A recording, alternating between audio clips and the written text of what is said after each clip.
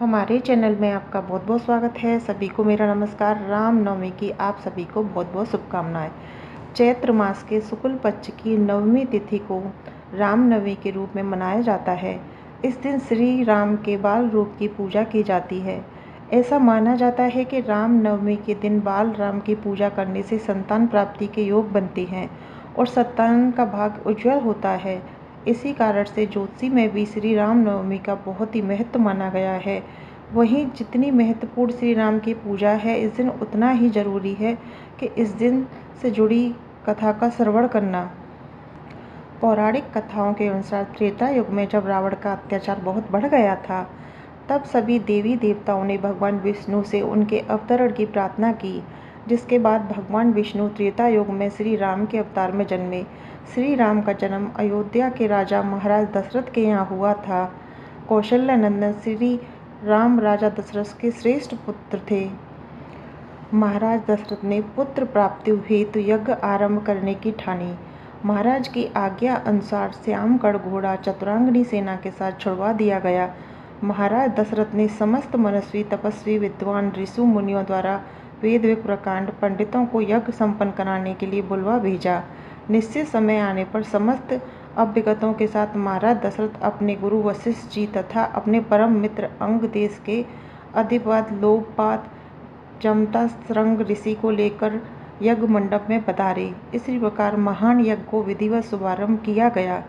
संपूर्ण वातावरण वेदों की श्रेष्ठताओं के उच्च स्वर में पाठ से गूंजने तथा सम्मति व सुगंध से महकने लगा। समस्त पंडितों ब्राह्मणों ऋषियों आदि की यथोचित धन्य धान्य गौ आदि भेंट करके सादर विदा करने के साथ यज्ञ की समाप्ति हुई।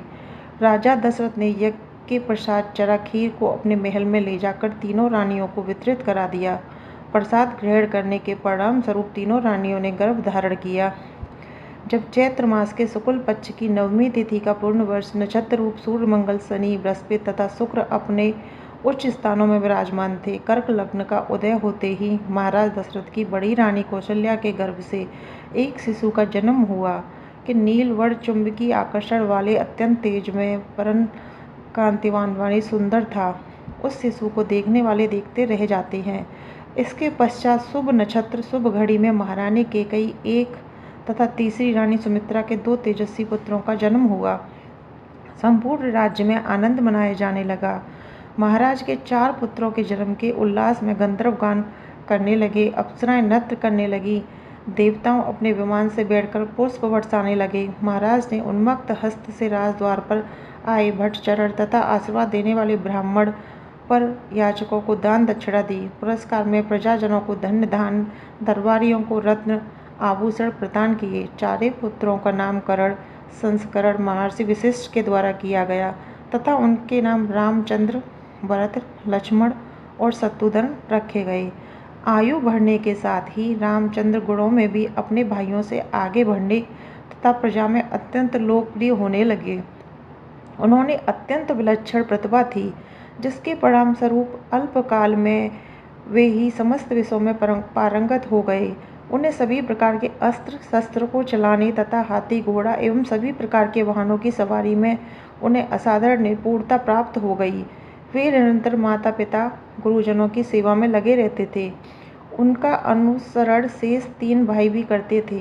गुरुजनों के प्रति जितनी श्रद्धा भक्ति इन 4 भाइयों में थी, उतना ही उनमें परस्पर प्रेम सौहार्द भी था। महाराज दशरथ का हृदय अपने 4 पुत्रों को देखकर गर्व और आनंद से भर उठता था।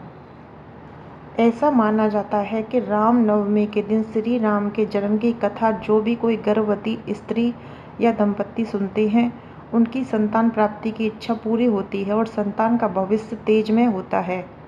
तो यहाँ हमारी रामनवमी की कथा समाप्त होती है। आपको हमारी वीडियो कैसी लगी ये कमेंट बॉक्स में ज़रूर बताएं।